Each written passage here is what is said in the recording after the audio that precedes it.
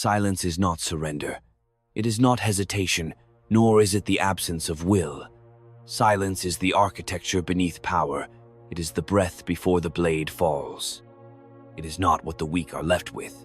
It is what the strong choose when noise has exhausted its usefulness. A prince speaks only when it serves him.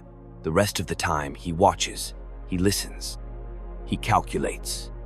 Noise is the domain of the desperate, the rabble scrambling to be seen, to be heard, to matter. But power does not plead. It does not seek approval. It bends the world quietly.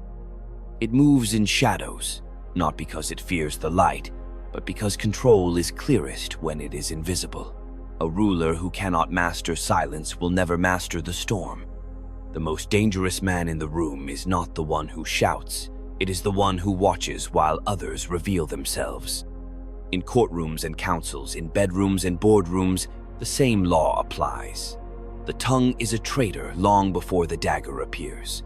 The one who speaks first gives away position, motive, need. The one who waits owns the rhythm of the encounter. Every word spoken is a commitment, a door opened, a weakness confessed. The ruler who speaks too soon condemns himself to promises he cannot keep. Better to be misunderstood than to be predictable. Better to be called cold than to be exposed. Silence is not retreat.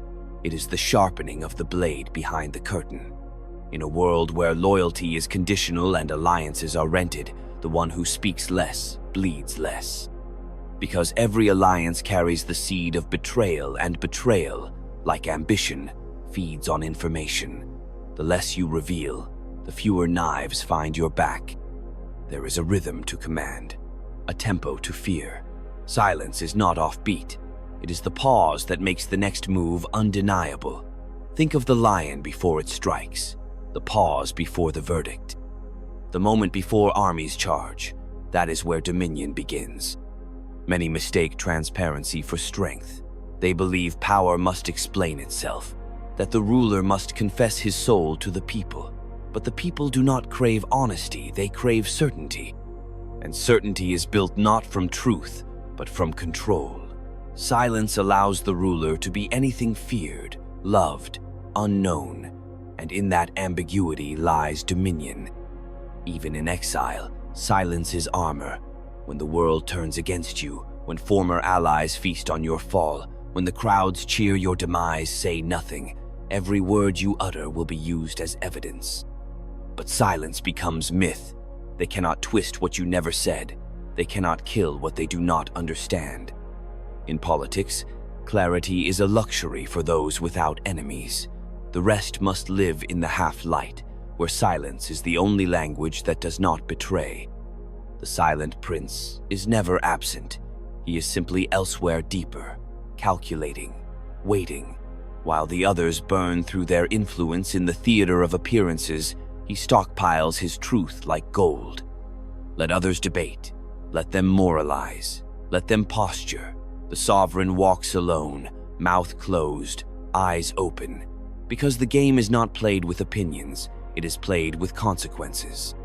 And those who speak too much rarely survive to witness their own outcomes. Power is not in being right. Power is in being obeyed. And silence carries command more ruthlessly than words ever could. Silence is not weakness. It is selection. It is the filter through which only necessity speaks. In war, you do not announce the ambush. In seduction, you do not explain the mystery. In governance, you do not reveal the full map. The fool believes that honesty breeds loyalty. But loyalty is born of fear, of interest, of design, not of truth. A ruler must not simply lead, he must be unreadable. The moment the people know your heart, they own a piece of you. The moment your enemies can predict your reaction, they set the stage for your fall. But if they do not know what stirs within, they cannot plot against it. Even kindness, when spoken too loudly, becomes a debt. Let your mercy be hidden, your motives wrapped in fog. Rule by outcome, not explanation. There will come times when your silence will be called arrogance. Let it be. Arrogance is feared, but weakness, once seen, is permanent. You can recover from cruelty. You cannot recover from being seen as small. The throne is not built with speeches. It is built with restraint. It is maintained with mystery. A king does not chatter. A king watches men betray themselves and acts only when their hands are fully exposed. The lion does not explain why it hunts. The serpent does not justify its venom. They move as nature intends, without apology, without proclamation. Learn from them. Let your rule be as quiet as the rising tide, unannounced, unstoppable. The age may demand voices, but history remembers outcomes. And the ruler who can keep his counsel, who can wait in the depths while others flail in the light, that ruler bends destiny without ever needing to speak its name. Silence isn't retreat. It's the refusal to play a rigged game. It's the recognition that not every attack requires a counter, not every insult deserves an answer, not every crisis demands confession. Some storms are best ridden through in silence, so when you speak again, it is not in protest, but in command. You will be tested. They will try to bait you with lies, flatteries, provocations. But remember, the bait only works when the fish opens its mouth. Hold your silence like a blade behind your back. Let them think you are idle. Let them write their fictions. And when the time comes, strike not with noise, but with precision. Do not seek to be understood. Seek to endure. Do not crave applause. Crave permanence. The most durable truths are not declared, they are enforced. And when you speak, let it be rare. Let it cut. Let it settle like iron in the blood of your enemies. Speak not to be heard, but to be obeyed. Because silence is not what remains when power is lost. It is what makes power inevitable. Let others perform. Let them bleed noise. You hold your voice like a king holds his sword, not to wave it, but to know that when it is drawn, it ends the matter. Silence isn't weakness. It's a weapon of kings. And the world bows to the one who can wait. The instinct to speak is often the instinct to survive, but not to rule. Rulers survive not through explanation, but through construction of appearances, of loyalties, of controlled illusions. The man who always speaks must always clarify, and the man who must clarify has already lost authority. A king does not explain. He defines. He marks the world with his silence and forces it to interpret him. In that ambiguity, he gains room to maneuver, room to deny, room to strike. Noise is immediate, silence is eternal. Most men cannot endure silence because they fear their own thoughts. They use speech to escape themselves. But a ruler must do the opposite. He must retreat into himself until his will is forged clean of the desires of the crowd. Silence is the crucible of sovereignty. In it, the prince is stripped of illusions, of comforts, of the seductions of popularity, and left only with the cold mirror of necessity. In that solitude, he learns what must be done, not what is desired, not what is celebrated, but what is required. Power is not natural. It is manufactured, protected, and constantly threatened. Every empire is a theater of shifting masks, and the ruler who forgets this will find himself performing in someone else's play. Words are often the first leash. A careless sentence becomes a noose in the hands of those who smile with daggers behind their backs, but silence denies them the rope. When you speak less, they cannot catch you. When they cannot catch you, they fear you. When they fear you, they obey not from love, but from the instinct for survival. In politics, affection is a mist. It lifts with the sun. But fear is a foundation. You do not build it with volume. You build it with precision, with the quiet, consistent application of pressure.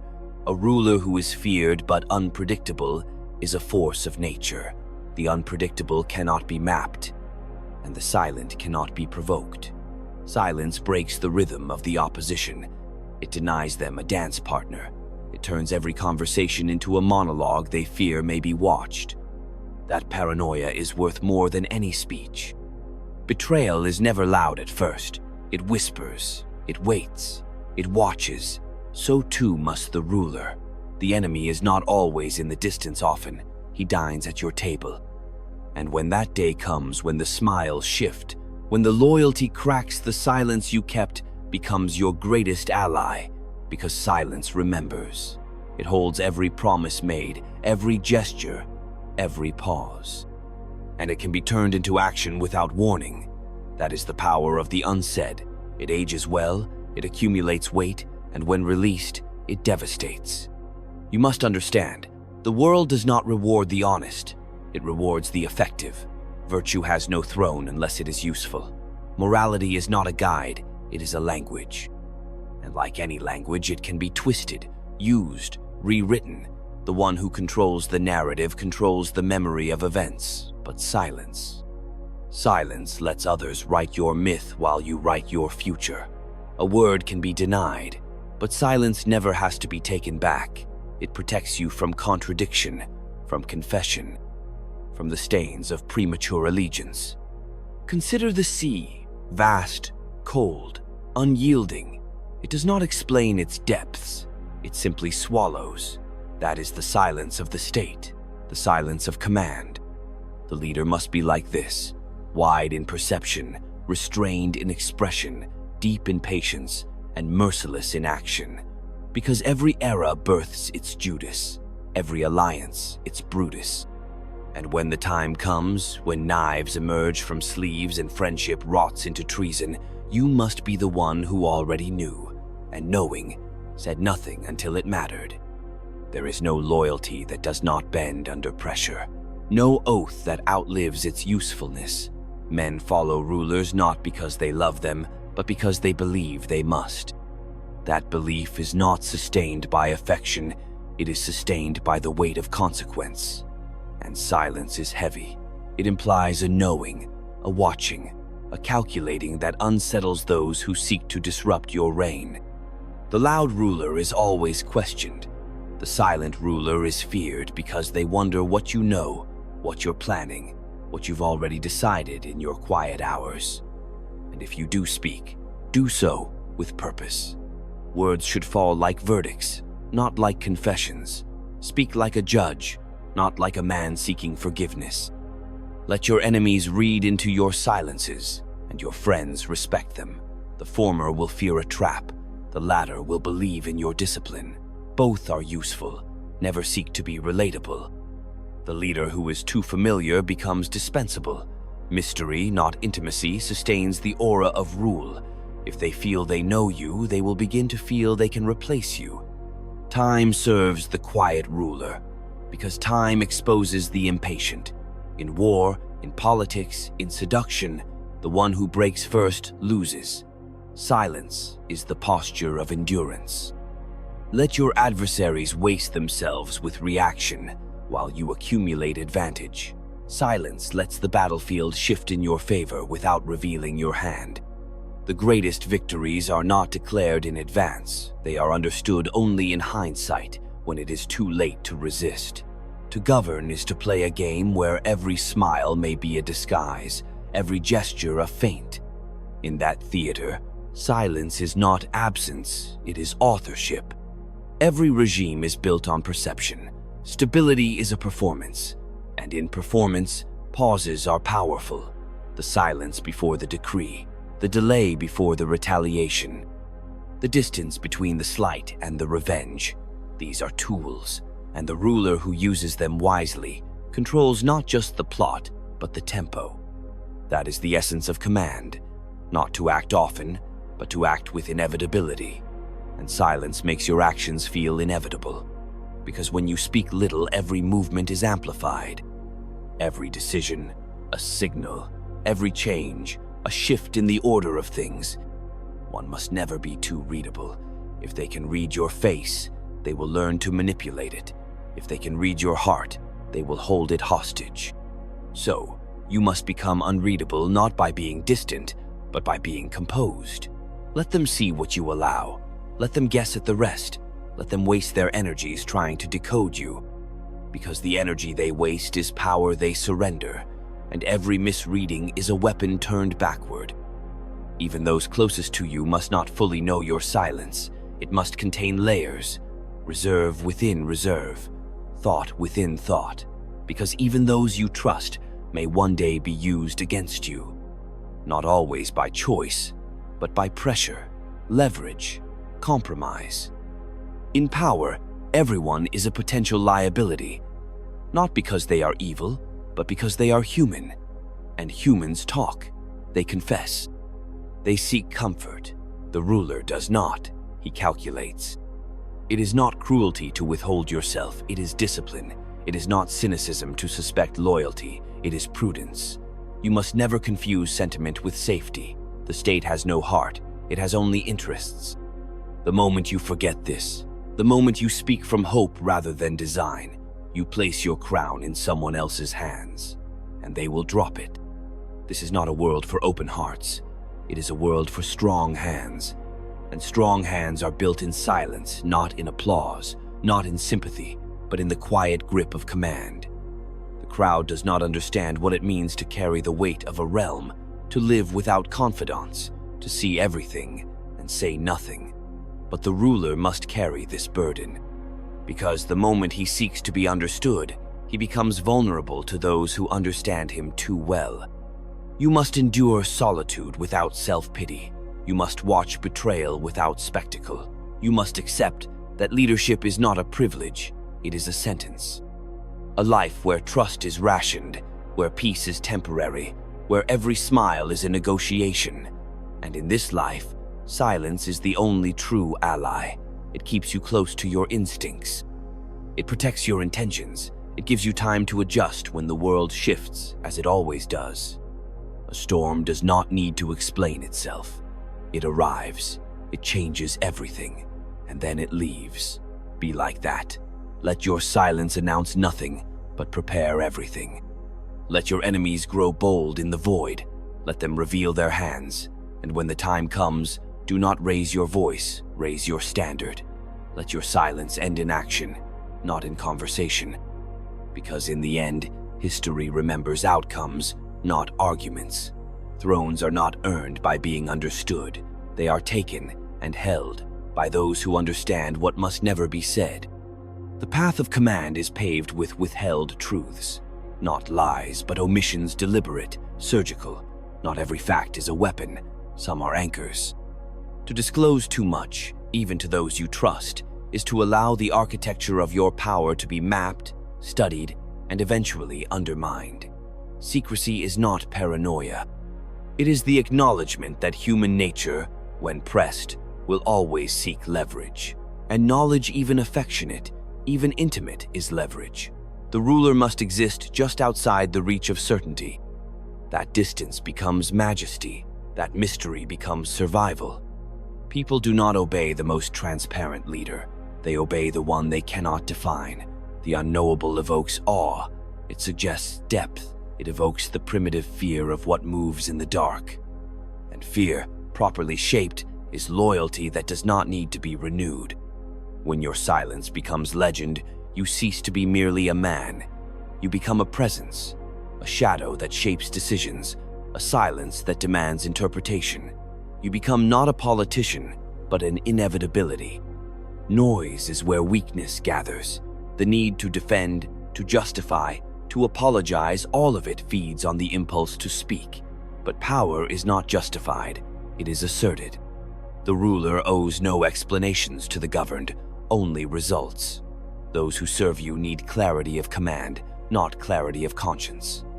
Let others exhaust themselves in the marketplace of morality. Your currency is consequence. Speak only when your words are the edge of the sword, never when they are the edge of uncertainty. Silence must not be passive. It must be constructed like a fortress, planned, maintained, patrolled. Each withheld word is a brick, each evaded question, a wall.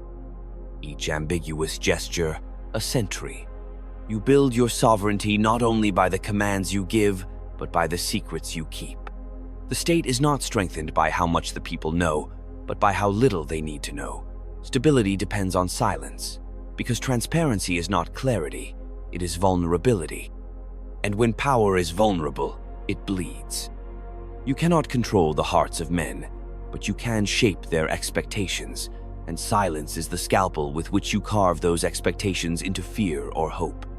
It is the blank canvas on which they project both reverence and suspicion. Both are useful. Both keep them from challenging you directly. The ones who fear you won't move. The ones who hope for your favor will wait, and as they wait, you build. There will always be those who demand truth, who call for openness, but their cries are not to elevate the state, they are to weaken it.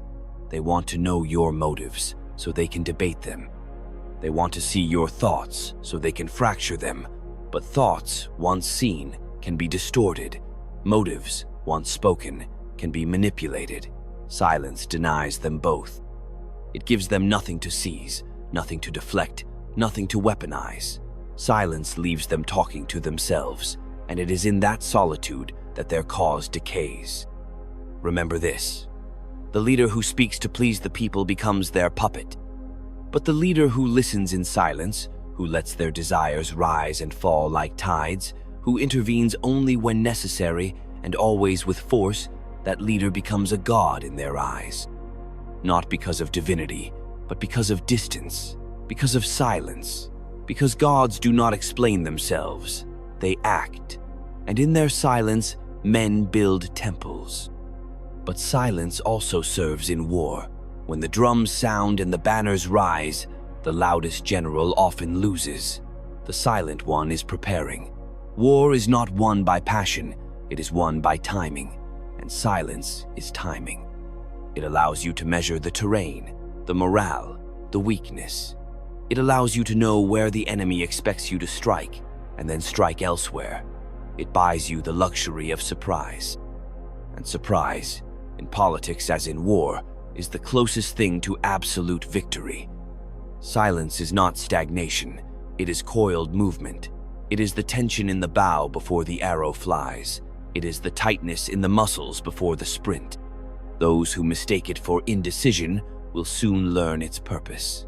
For in silence, you can gather what noise obscures, the true loyalties, the hidden agendas, the soft places in your enemy's armor. It is not through shouting that you conquer, it is through listening. Listening not only to words, but to silence in others, what they avoid, what they fear, what they regret. To understand others, you must watch them in your silence. Speak less, and they will speak more. Press them with stillness, and they will fill the space with truths they did not mean to share. The anxious fill the void with confession, the proud fill it with boasting, the loyal fill it with proof, and the traitor fills it with denial. In all cases, they reveal themselves. But only if you do not interrupt, only if you are silent. You must become the absence in every room, the thought behind every action, the silence that outlasts every speech. Not because you vanish, but because your presence is not dependent on sound. When others ask, "What is he thinking?" you are winning. When they ask, "What will he do?" you have already acted. Power is maintained not by visibility, but by certainty, and that certainty must be manufactured through ambiguity. Your power will be tested most when you are silent in defeat. When you fall as all rulers fall, the world will lean in, hungry to hear your humiliation. Give them nothing, let them hunger. Let them write your epitaphs in ignorance. Silence in disgrace is not shame, it is strategy. It preserves your dignity, your mystery, your threat. And when the wheel turns, as it always does, your return will seem inevitable, as though time merely paused for your silence to mature. Even death must be met in silence, not with panic, not with speeches, but with stillness. The last act of power is not to rage, but to endure. Because power is not the ability to speak louder than your enemies, it is the ability to outlast them. And silence is endurance in its purest form. You are not the voice of the people. You are the silence that decides when the people may speak. You are not the noise of the crowd. You are the presence that quiets them. When your enemies shout, let them. When your allies plead, listen. But when you act, do so as one who has already decided, long before the words, long before the begging, long before the theater of politics unfolded. In silence, you own yourself. You are not owned by approval nor by fear. You are not a reaction, you are an origin, a source, and that is why they will never understand you. They will write books, essays, exposés, think pieces trying to explain your intentions, trying to decode your legacy, but they will never touch your truth because it lived in your silence. Let others chase their legacy through declarations. You will leave yours in action and in the silence that made those actions inevitable, because the true ruler does not command with words. He commands with presence, with patience, with silence. And history, though written by many voices, always begins in the silence of one who refused to be distracted, one who watched while others spoke, one who endured while others collapsed, one who understood that silence isn't weakness. It's a weapon of kings. Silence is inheritance, not of wealth, but of wisdom. It is the oldest form of strategy, older than war, older than law, older than the first throne carved from stone. Before language ruled men, silence ruled instincts, and instincts still command empires. Civilization merely paints over the primal with the language of civility, but the animal remains. The ruler who understands this does not trust words alone. He trusts the unspoken, the glance, the hesitation, the breath before a decision. And in those spaces where others see nothing, he sees everything. The ruler must be fluent in absence. Presence is not always proximity. Sometimes it is precisely distance that creates gravity. When you are silent, you do not disappear. You make yourself scarce, and in that scarcity, you become valuable. Accessibility is a slow erosion.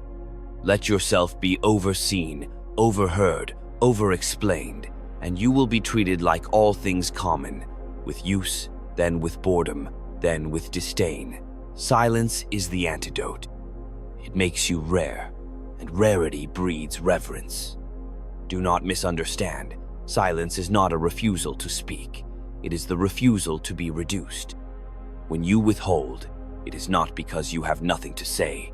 It is because what you might say is too dangerous to release prematurely.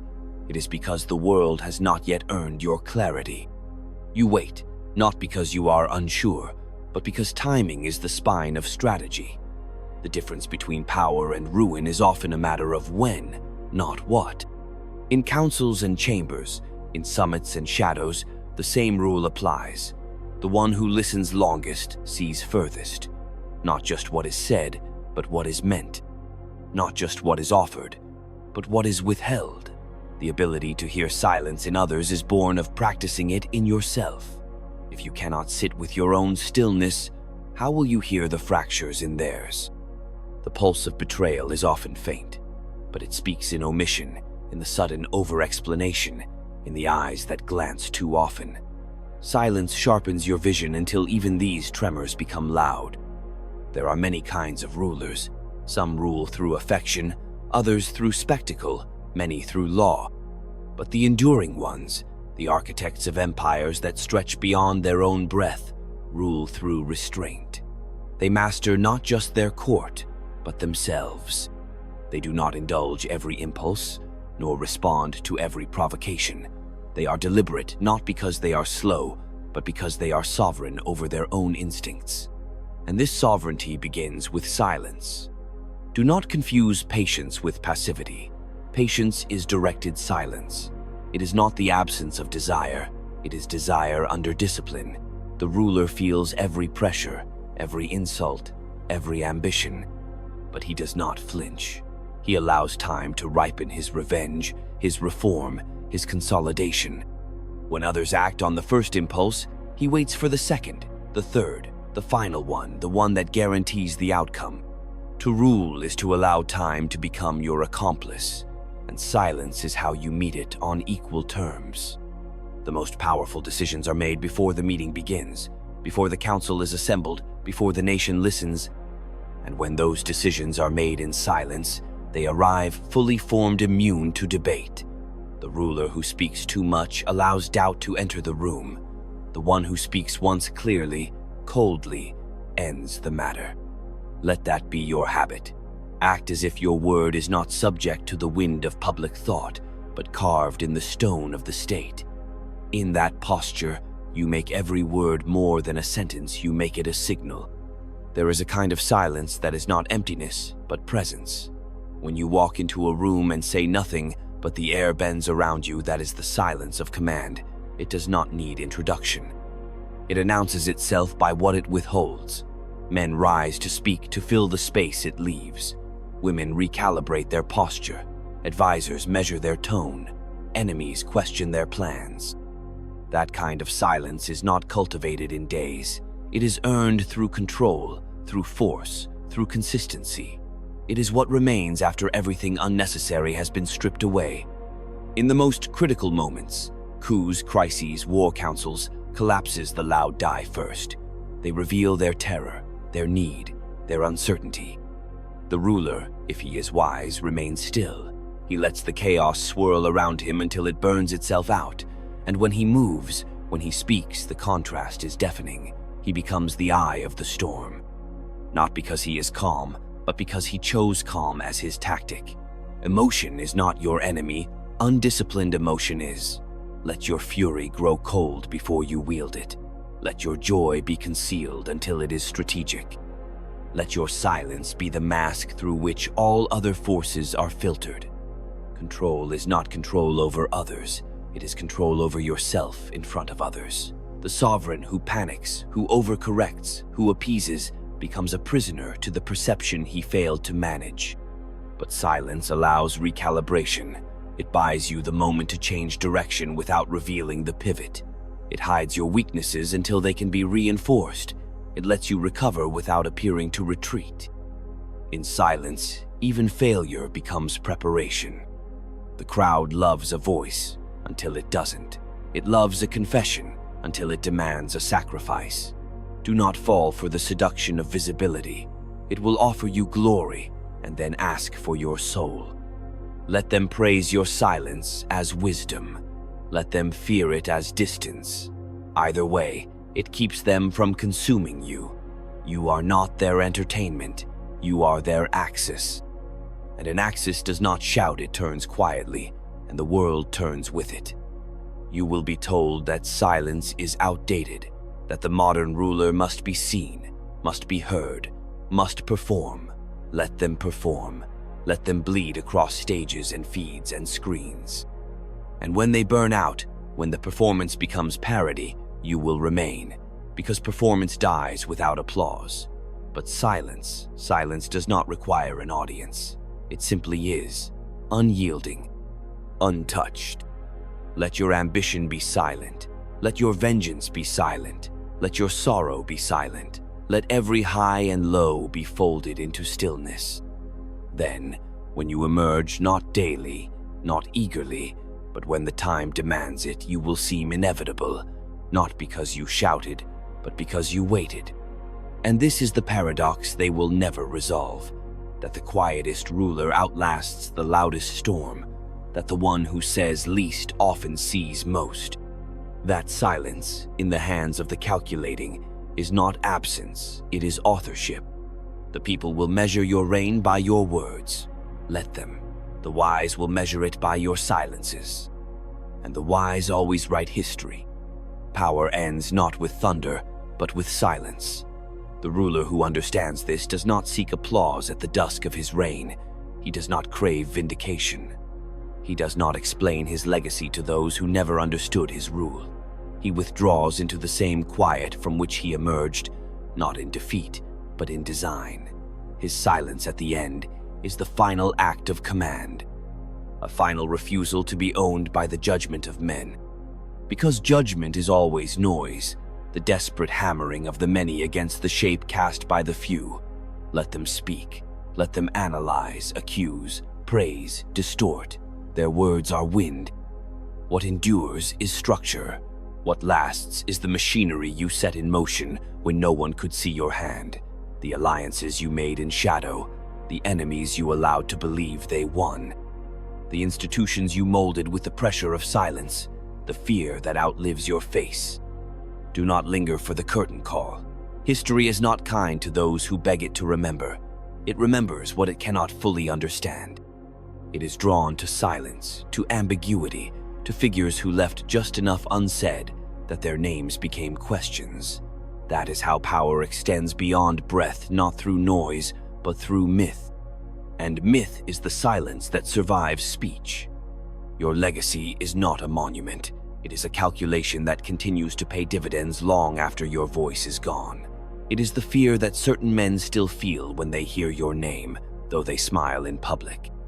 It is the discipline you forced upon those who now pretend they were always loyal. It is the silence in others that mirrors the silence you mastered not out of reverence, but out of necessity. You taught them the value of stillness, of patience, of control. You gave them fear, the one teacher that never lies. And when you go, not if, but when, because all rulers fall, go with the same silence that made you. No memoir, no farewell speech, no final message. Let them wonder what you thought. Let them write books about what you meant. Let them fight over the shadows of your intent. That is immortality, not truth but uncertainty, not volume but gravity. Because silence isn't what follows the end of power. Silence is what makes power endure. And in the cold, clean quiet where your voice once was,